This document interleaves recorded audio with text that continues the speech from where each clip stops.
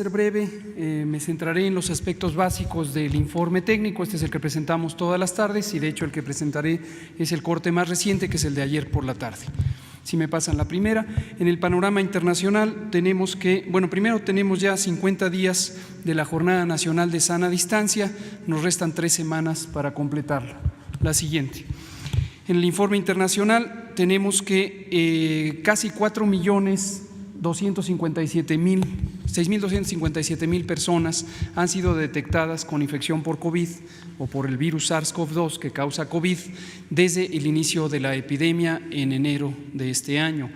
Y de ellas tenemos que 29% han tenido en los últimos 14 días, lo que representa la parte activa de la epidemia. La tasa de letalidad global o la proporción de letalidad global se ha mantenido relativamente estable, oscilando entre 6.8 y 7.1, actualmente 7% de los casos detectados. La distribución en el mundo es claramente predominante en América, con más de 50% de los casos, y empieza a emerger la región del Mediterráneo Oriental, en donde tenemos ya más de 8.3% de los casos registrados. Lo que se espera es que, desafortunadamente, en esta región y posteriormente en otras que aparecen con menor frecuencia, empezará a proliferar la transmisión, al tiempo que en Europa, y esta es la parte positiva, empieza a disminuir ya claramente la epidemia. La siguiente.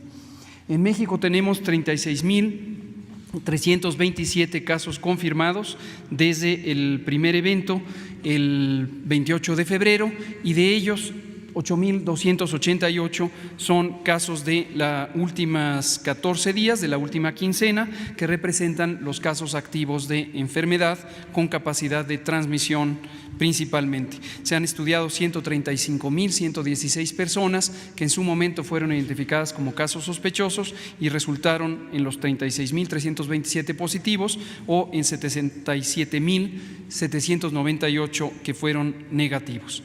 Esta me la salto por ahora, es la información general del acúmulo de casos, pero como ya hemos dicho es aún más trascendente. Me salto también la gráfica de barras, esta que es la carga de enfermedad activa de los últimos 14 días, por ser la que contribuye a la conservación de la epidemia. Se ve en el mapa y también en la gráfica de columnas a continuación cómo la Ciudad de México y el Estado de México, específicamente la zona conurbada en el Valle de México, son las lugares donde existe prácticamente una mitad de la epidemia. Le siguen Tabasco, Veracruz, Baja California y Morelos en orden de frecuencia. Si lo vemos por incidencia, para poder comparar poblaciones que tienen tamaños diferentes, encontramos que 6.5 de cada 100,000 personas en México han tenido en los últimos 14 días COVID, y en la gráfica de barras o de columnas podemos ver algunas señales interesantes y estimulantes, como el hecho de que la incidencia en la Ciudad de México empieza a descender en las últimas 48 horas. Las muy desafortunadas 3.573 defunciones se han ido presentando, aún conservando el mismo patrón que ocurre con los casos acumulados. Lo previsible es que en algún momento empezará a haber una disparidad, una diferencia entre estos lamentables eventos que desafortunadamente son irreversibles con respecto a los casos nuevos que se irán presentando. Tenemos 259 defunciones que están reconocidas por su ocurrencia clínica y que están en proceso de confirmación diagnóstica.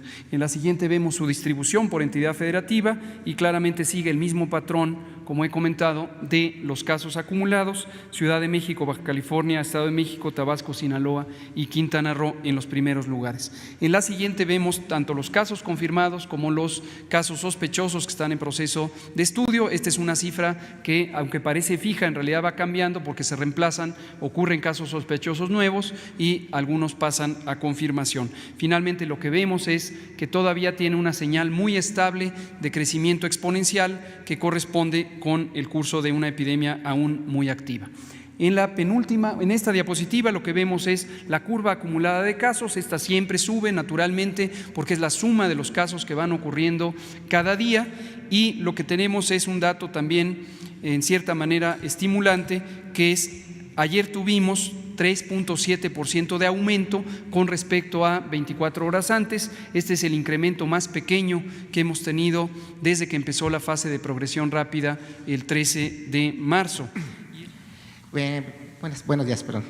Antes que nada, agradecerles. Y usted ha dicho que los túneles de sanitizantes es un desperdicio de dinero público y que se arriesga la salud de los mexicanos porque no es confiable. Sin embargo, en Tabasco, Evaristo Hernández, alcalde del centro de Villahermosa, acaba de instalar 4 túneles sin informar el costo. ¿Qué procede allí en este caso? Gracias. Muchas gracias. Recontextualizo lo que dije y lo digo consistentemente, no solo sobre túneles, sino sobre muchas otras cosas. Existe una importante diferencia entre dos conceptos que explicaré de manera sencilla: eficacia y efectividad. Eficacia es la capacidad de un instrumento, un programa, una intervención, un medicamento, una vacuna, cualquier producto, para causar un beneficio esperado en condiciones ideales, posiblemente experimentales. Efectividad es lo mismo, pero en condiciones reales. Y suele existir una brecha, una separación importante entre eficacia y efectividad. Para decirlo de manera simple, todo depende de cómo se usan las cosas.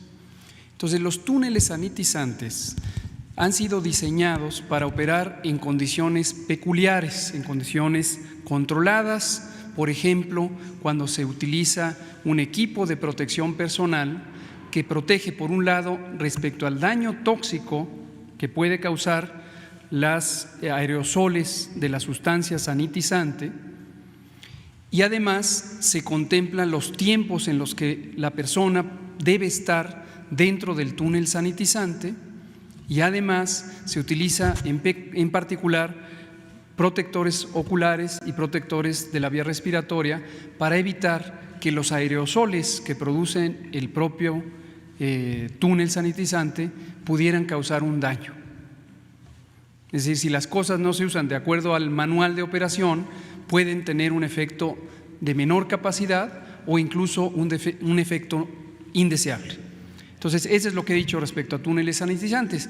Y en general lo digo respecto a cualquier intervención. Vale la pena que cuando se considera una intervención potencialmente útil, existe una asesoría técnica adecuada para que se use solamente donde es posible que va a ser bien utilizado. Resumen general, seguimos diciendo lo que hemos comentado, estamos en una etapa importantísima de la epidemia, donde estamos en el punto máximo de transmisión en las ciudades que iniciaron con la epidemia, particularmente la Ciudad de México. Tenemos noticias alentadoras que hemos comentado, donde Tijuana, Villahermosa y Cancún, y en cierta manera aún ya se empieza a ver en Culiacán, Sinaloa, empiezan a bajar la intensidad de transmisión. Pero reiteramos, esto no quiere decir que sea momento oportuno para relajar las medidas de sana distancia. Aún nos quedan 3 semanas de la jornada nacional y cuanto más orden, disciplina y constancia en quédate en casa, vamos a lograr reducir la carga de contagios, y eso va a ser benéfico cuando venga el momento de la reapertura, del desconfinamiento. Muchas gracias.